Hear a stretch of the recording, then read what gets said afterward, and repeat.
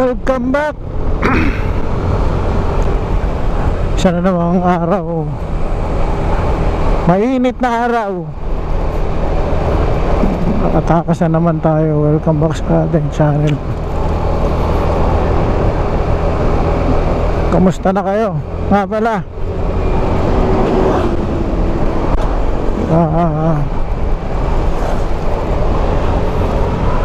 kaya galing lang natin ng Mindanao. Medyo na-miss natin ang pagmumotor eh. Pero saglit lang ako dito sa North. Babalik na uli ako na Mindanao.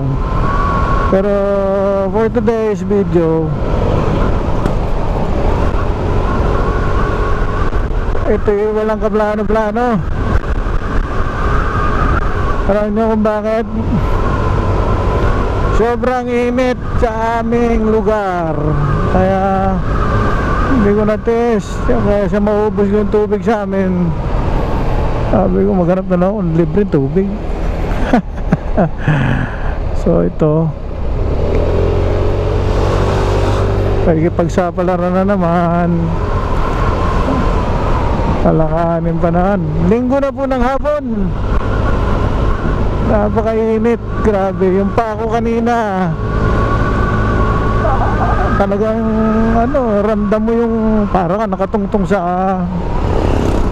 merong ba, may baga. Buti pa sila fresh water yung kanilang nililigo.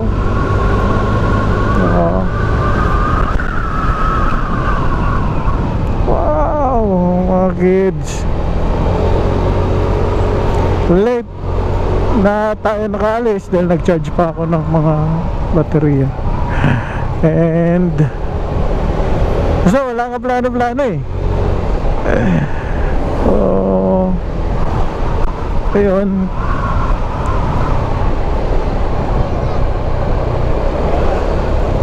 eto, ano lang ba, maka-escape, beat the heat. Oo, escape ba talaga? Anyway, yung takbo natin napakabagal.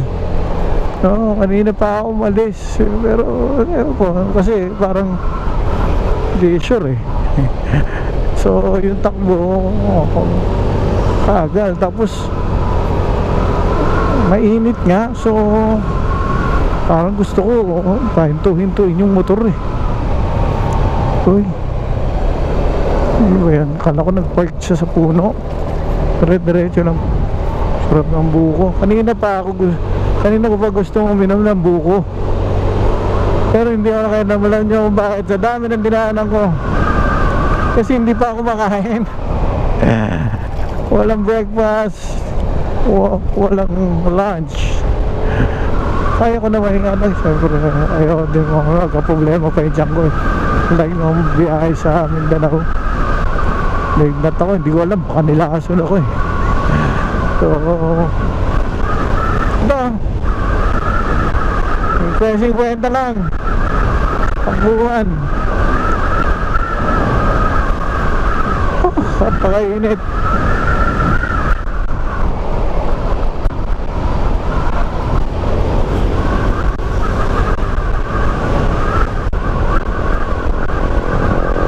Pero dito at least may na yung hangin.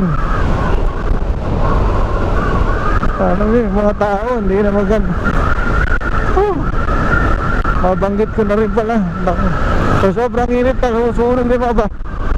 May mga nadaanan kasi kung nasunog mga bahay kanina, no? Sobrang init.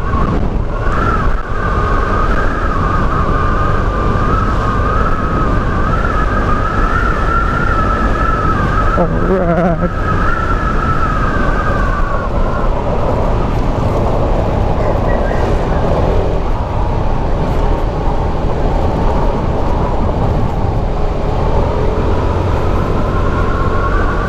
wala akong maisip kanina na puntahan. Ayoko kasi mag-malling. Siyempre tatambay ka ron, wala kang bibilin. Grabe sa sakyan, oh. Papabalik na ng Manila. Alam yung mag-malling, gastos, malamig, pero malamig. Pero gagawin mo, kakain ka ron. Kung may nakita ka pa, bibig. Diba?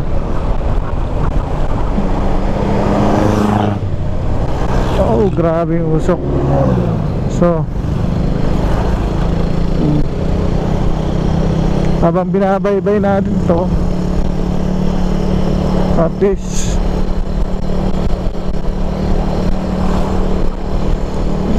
medyo kakaiba na yung temperature.